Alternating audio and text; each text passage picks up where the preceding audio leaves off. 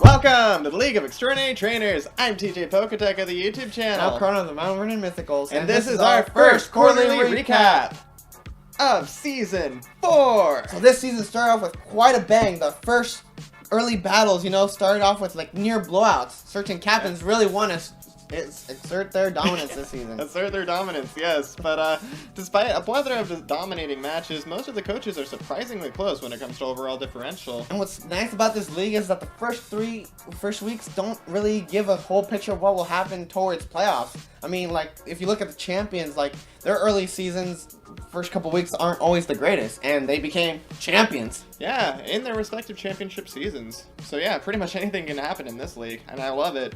Anyway, now that it's a new season, we've got a new background. I can add some new animations. No, TJ! You already have a hard enough time finishing this stuff. No more animations. But what if it's just a No!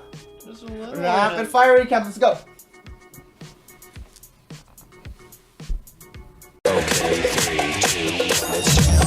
So Swampert survives Scissor's U-turn, and on the swap, Swallow dies to Swampert's Scald. Mega Aggron takes Scissor's superpower and KOs it with Fire Punch, and Fernape comes in and avenges Scissor by KOing Mega Aggron. Necrozma rock polishes, and Komala attempts to knock off Necrozma's item, but it ends up activating a weakness policy. So Necrozma KOs the rest of the team with Photon Geyser.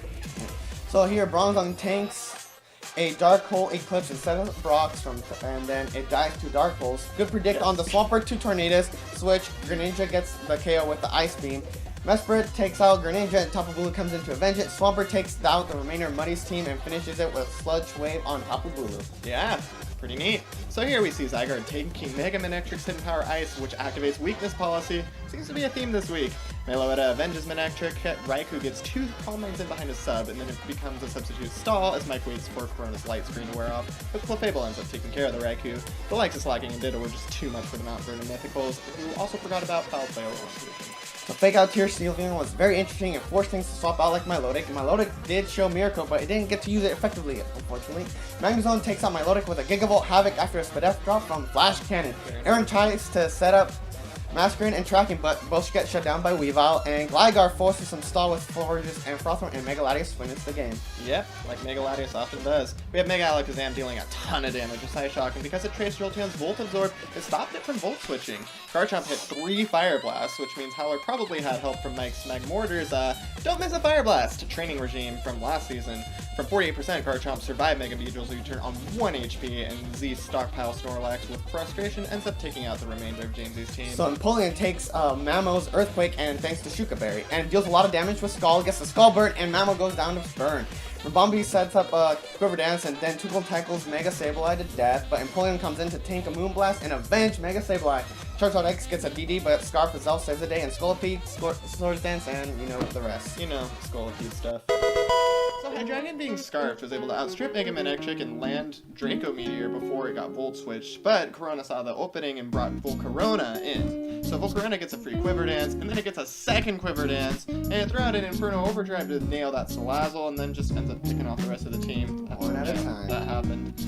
And then we have the longest match so far, hopefully no more 75-turn battles. The first KO was Rotom Heat at turn 9, Stall up to 32 where Incineroar dies to Stealth Rocks, and then we have Stall again until turn 55. Then we get some action. Latios gets some Calm Minds, but Crit Moonblast from Florges shuts that down, and then Mega Latios gets some Calm Minds and ends up winning the game. Yeah, so here Rosary gets some spikes up, what a surprise. Wow, the mind games. Mega Venusaur swaps into a Alolan Persian, and it gets hit by Hidden Power Fighting from Mega Alakazam. The second time around, Mega Venusaur stays in and gets hit by Psychic. Ugh, Ditto gets locked into an Outrage, later dies to the Confusion. Zygarde 50%, did some nice Tectonic Range, got a KO on Diancie, but Howler just got the best of Mike this time around. Yeah, so then turn 1, Kieran Black brings the heat with the Corkscrew Crush on Sylveon. Unfortunate flinch on Mega Sableye allows it to get KO'd by Piloswine. KB comes to avenge Mega Sableye, and it also takes out Nilligo. Chandelure takes a Dragon Claw and survives Earth Power by Shuka, but we enter some stall, but TMS wins the game. Yeah, they came out on top. Here we have a very stally beginning from the Stealth Rock Dragon Tail combo, which wore down Victinis. Aurora got in a Grass Knot to take out the Donphan. Man, if you tried to set up with Z Rain Dance and then a Tail Glow, but a crit U-turn from Scizor plus Premier's Energy Ball just ended up stopping it cold. The team's limited recovery really hurt Krupp, and since the last couple of deaths were due to Stealth Rock and Rough Skin, it was just a rough time. Yeah, and then Miltank sets up Stealth Rock, and I believe Siftoon had it trained by Whitney because it did not want to die. Politoed lays a Hydro Vortex on Jirachi for massive damage, but died it to its own singing. And then we have the Miltank action again. And then finally, Swampert comes in to take out that Miltank, but unfortunately for Eco, Superior comes in and wins the rest of the match. Because Contrary Leaf Storm's a thing. So there's a lot of swapping. The Florida for Alligator gets some screens up, and a hard switch with the Gligar catches Tornadus with a Toxic. Rockwood survives Tornadus' Hurricane, and Tornadus in turn survives Rockwood's Liquidation in the rain. But it died due to poison. Mega Swampert takes out a Rockwood, and Politoed avenges the Tapu Koko by taking down Gligar. Mega Latios cleaned up for its first win. So trying to intimidate the Swallow, Arcanine takes a lot of damage because that Swallow was a special attacker. Kabalion also switches into a Boom Burst from Swallow and gets 2-hit KO'd.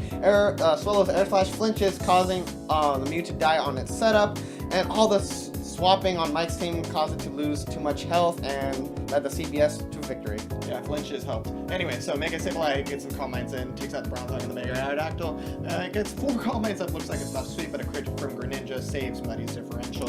We see some Marowak Hippowdon exchanging rocks. We see Hippowdon trying to hold down the 4, but unfortunately with a combination of Scolipede and other things, it just couldn't do it. Kieran Black ends up taking the victory.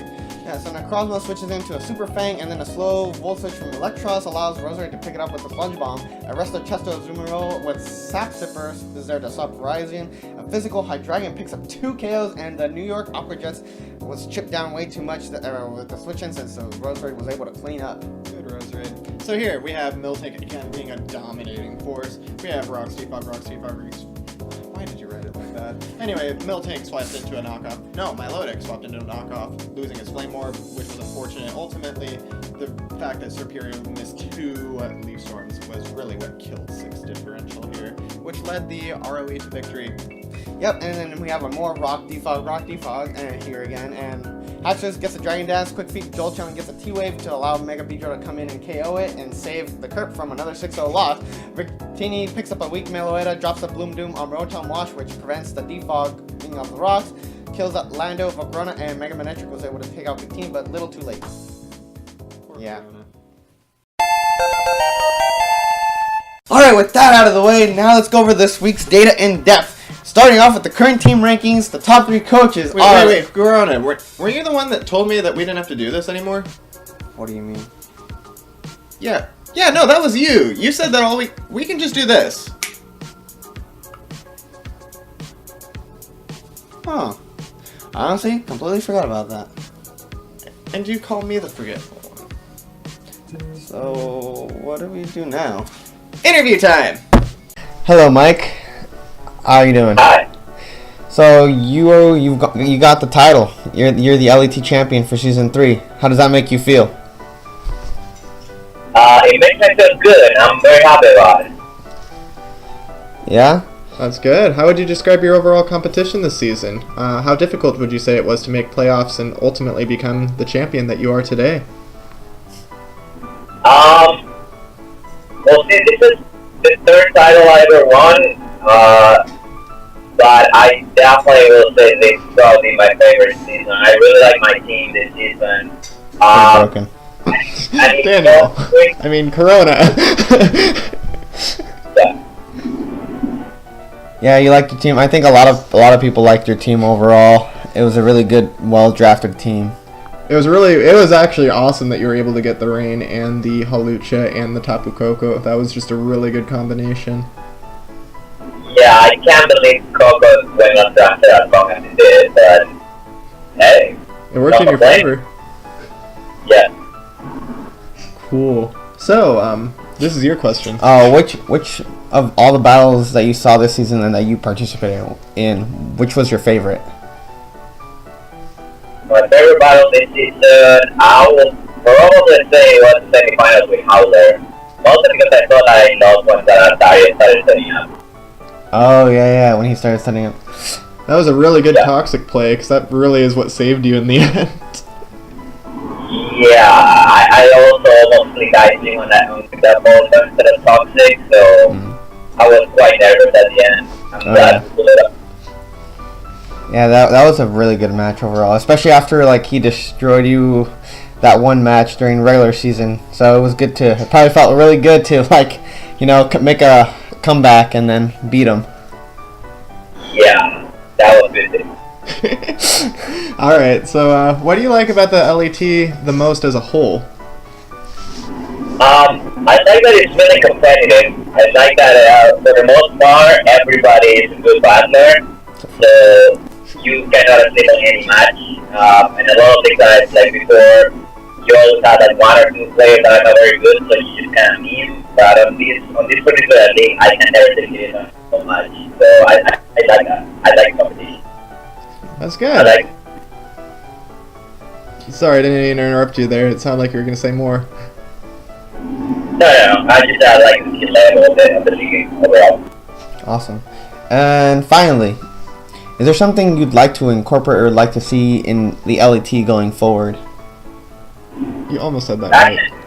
Actually, there's a lot, but I don't think you have the time for the whole thing, so I'm just going to try to make it very fast. Number one, I want TJ on ban. He wants you back. Oh. Maybe next season. Maybe. Right. Okay. Number two, I would like Chapulele on ban. Oh. Don't we all? I was about to say spoilers, but okay. And lastly, I would like for you guys to bring Optimus back. I still believe that the only Optimus that are broken are Porygon and Como, but all the other Optimus make some really useless Pokemon very good, and I would like to use those too. So, yeah. I agree with you, and I've always said that, but I think we're going to be outnumbered and outdramaed. Yeah. I'll figure. You have to make a rule that whoever wins the championship gets to put that rule for the next season. That would be a really good rule. I kind of want to do that. We'll pitch it. We'll see what happens. Yeah, we'll ask the founder, and then the other captain, I guess. But half the captains agree. Right. Cool. Well, thank you so much for your time. I'm not sure that you should have agreed to it while you were on the road, but thank you. That's fine. I was going to be bored anyway, so not a problem. Alright. Alright. Well, congratulations again. Thank you so much for participating. Hopefully we'll see you in Season 4. Alright, thank you, guys. Alright, have a good one. Yeah, be safe. Good. Thank you. Alright, bye. Thank you so much, Mike, for taking time out of your busy schedule to let us interview you. But more importantly, now I can write interviewed a champion on my resume. Yeah, sure. Anyway, with that out of the way, it's time to wrap things up. Any last thoughts before we dive into the second quarter? Yeah, for this next second quarter, I'm not going to be worrying about prepping, so don't worry about prepping for me. It's not going to happen. But didn't we already schedule 2 nights this week for you to do some mocks against the Westbrook Warriors? Recap's done!